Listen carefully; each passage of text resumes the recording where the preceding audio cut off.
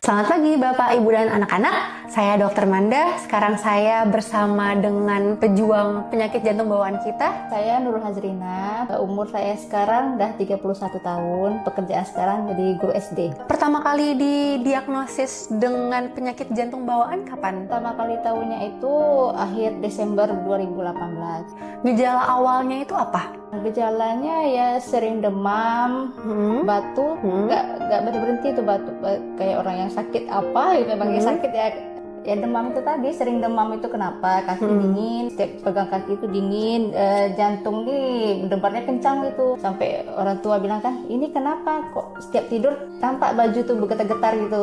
Gitu. Iya. Ini didiagnosisnya dulu dengan ASD ya, atau atrial septal defect. Sesudah didiagnosis dengan ASD, itu Kak Nurul langsung dianjurkan untuk operasi atau disuruh tunggu dulu beberapa saat? Pokoknya proses semuanya sudah, suruh tunggu dulu, yang belum ada dapat jadwal operasinya. Oh, berarti nunggu jadwal operasi. Tapi dari dokter Shirley itu emang menyarankan langsung operasi. Iya, Oke. dokter Shirley pas bilang kan ini ada berapa persen gitu-gitulah, dokter bilang Dikasih harus operasi. secepatnya, kata dokter. Makanya kami langsung ke Jakarta. Ke Jakarta. Terus kan dirujuk ke Jakarta tuh. Kenapa akhirnya balik lagi ke Pekanbaru? Pertama nunggu jadwal operasinya tadi, balik lagi kami ke Pekanbaru karena kakak tinggal di rumah sendiri kan, tidak ada kawannya, balik kami ke Pekanbaru. Pas pula COVID lagi 2020, tidak jadi kami lagi berangkat ke Jakarta. Tindakannya dilakukannya tahun berapa ya? 2022. Berarti 3 tahun setelah didiagnosis ya. Jadi pada akhirnya setelah didiagnosis di Pekanbaru, sempat dirujuk ke Jakarta, tindakannya semuanya dilakukan di Pekanbaru juga. Iya, balik lagi ke sini. Sebelum memutuskan untuk setuju dioperasi, sempat ada terlintas nggak untuk ragu-ragu? Ragu-ragu nggak ada, justru pengen cepat aja. Pengen cepet-cepet dioperasi. Cepet sama dokter. Pernah desak, kapan lagi dok? Nanti ya kata dokter pas puasa, setelah puasa nanti operasinya. Nggak bisa sekarang dok, malah maksa sama Malah pengen katanya. cepet-cepet dioperasi ya, supaya pengen cepet-cepet sembuh ya. Iya. Oke, tapi nggak sempat terbesit takut dioperasi gitu. Alhamdulillah nggak ada. Wah, keren banget ya. Dari keluarganya gimana? Dari kakaknya?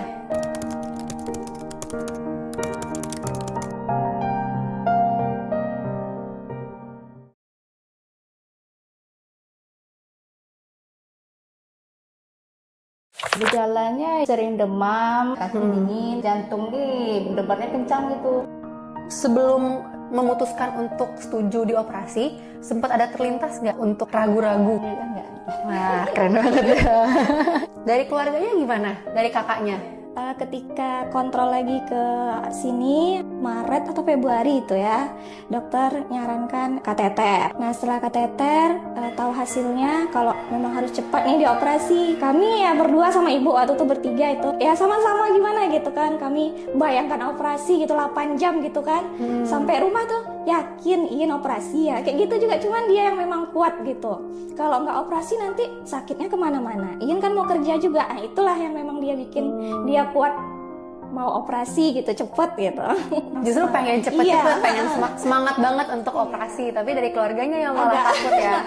Setelah dioperasi, apa perubahan yang Mbak Nurul rasakan? Kegiatan yang biasa dilakukan sebelum sakit itu enak-enak aja, jalan jauh bisa, kemana-mana pun bisa.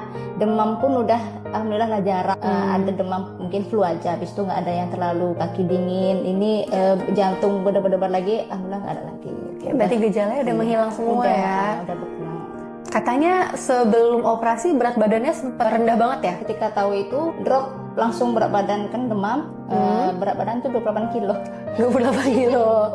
Kalau sekarang berapa? Sekarang 43. Dan 43 itu berarti naiknya semuanya setelah operasi ya? Iya.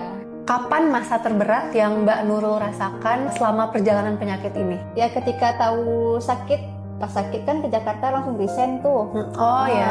Langsung resign, nggak bisa langsung kerja karena mungkin juga anak tuh kosong kelasnya. Itulah pertama. Yang kedua, kegiatan yang biasa dilakukan kan berubah tuh, biasa yang kayak mana sekarang cuma tiduran, capek gitu. Gampang capek juga. Iya. Kan Mbak Nurul kan untuk operasinya ini kan lukanya lumayan besar ya Iya, Mbak, di tengah-tengah dada. Pernah nggak insecure sama bekas lukanya? Ada, kadang lihat kan kok besar kali nih jahitannya. Ya udah kan hanya sebatas itu aja, kata dokter Sally juga, kan di dalam nggak di luar nampaknya gitu kata dokter. Kan di dalam, kalau dibuka kan baru nampak, dalam kan tutup nggak nampak kata dokter. Ada rasanya ya. Cuman maksudnya pernah nggak yang sampai down banget kayak sedih ngeliat bekas luka gitu Mbak? Alhamdulillah bersyukur udah sehat. Oh iya, lebih bersyukur udah sehat ya. Siapa orang yang paling mendukung Mbak, yang paling sering menyemangati?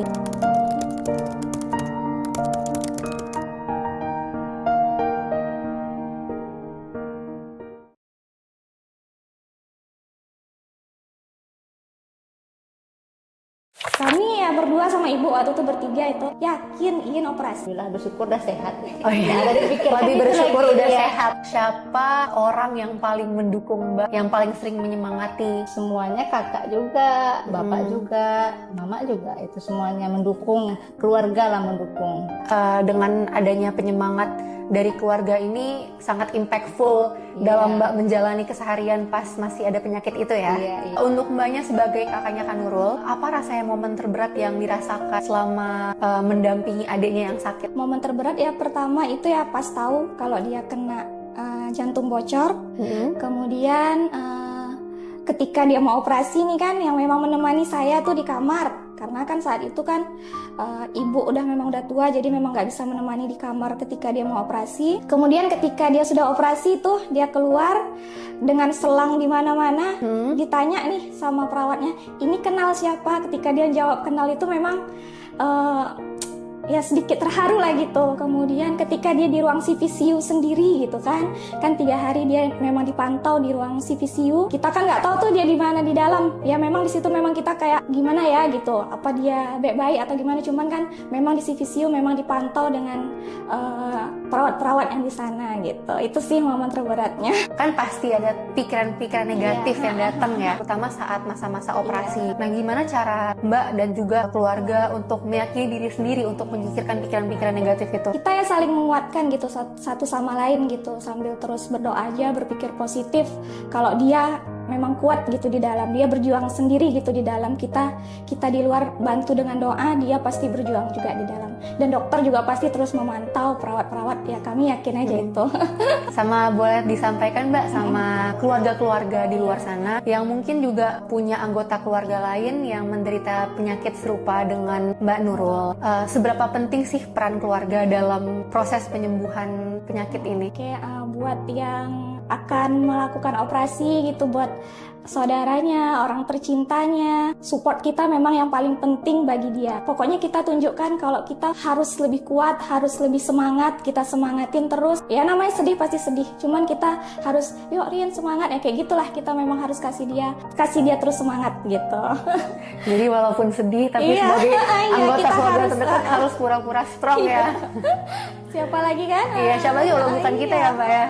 Yang terakhir, mau minta Mbak Nurul untuk memberikan pesan kepada teman-teman atau mungkin anak-anak murid-murid di luar sana yang juga mengalami hal serupa, penyakit jantung bawaan. Untuk yang adik-adik ataupun yang mau operasi, tetap semangat, berpikir positif aja, nggak pernah apa.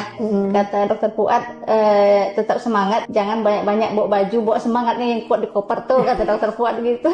Oke, bagus banget, inspiratif banget ini ya. Ya, terima kasih banyak Mbak udah datang ke sini, udah menyempatkan waktunya. Semoga sehat terus, semoga bahagia terus, semoga lancar ke depannya semuanya.